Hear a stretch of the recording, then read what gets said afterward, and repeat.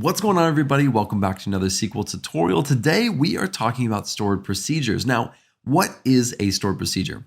A stored procedure is a group of SQL statements that has been created and then stored in that database. A stored procedure can accept input parameters, and we will be looking at that today. But that means that a single stored procedure can be used over the network by several different users, and we can all be using different input data.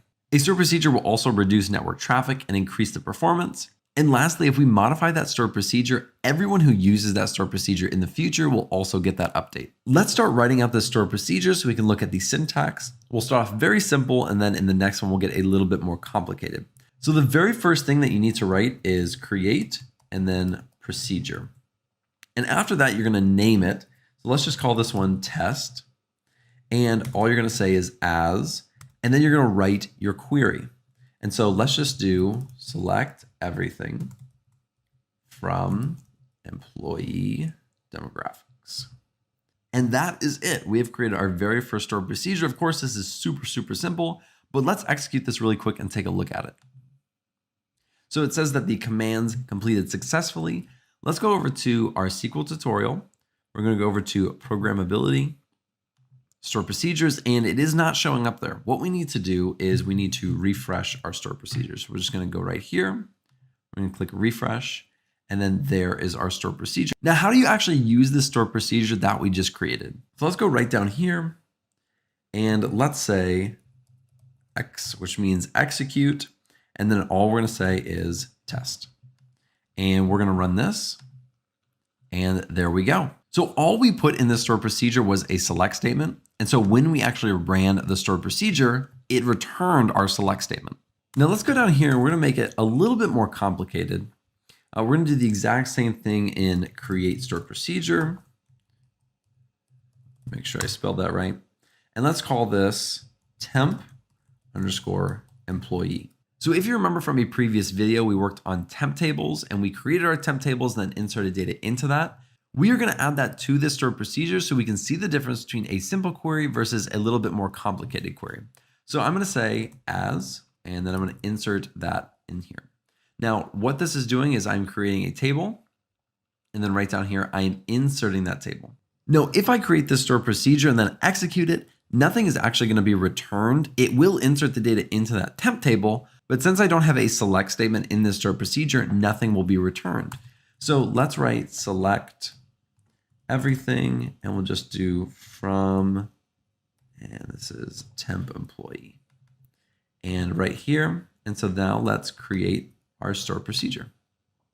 So that created successfully. Let's refresh over here, and let's execute this. So let's just go down right here and say execute, and it's going to be temp employee. And now we will execute this. And there is our output. Now, really quick, let's go into temp employee, and we actually want to change this stored procedure. So we're going to go over to modify. So when we modify it, a few things are going to show up on your screen. The first thing that you're going to see is it says use SQL tutorial. So it's just specifying the database.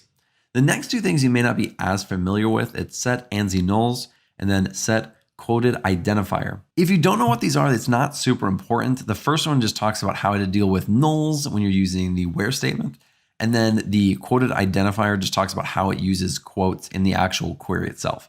Again, not super important, but they have those automatically turned on. Let's go down a little bit further, and we're going to look at the alter procedure. So we created our stored procedure, but now we want to alter it. So this is the alter procedure, and we are going to add a parameter to this. So what the parameter is going to allow us to do is when we're actually executing the stored procedure, we can specify an input into that stored procedure so that we get a specific result back.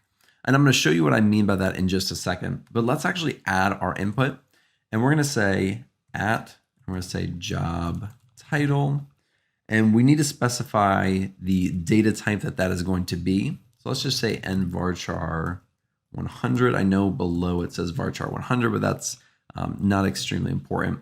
So this is going to be our input. So we need to go down here and say where job title is equal to @job title.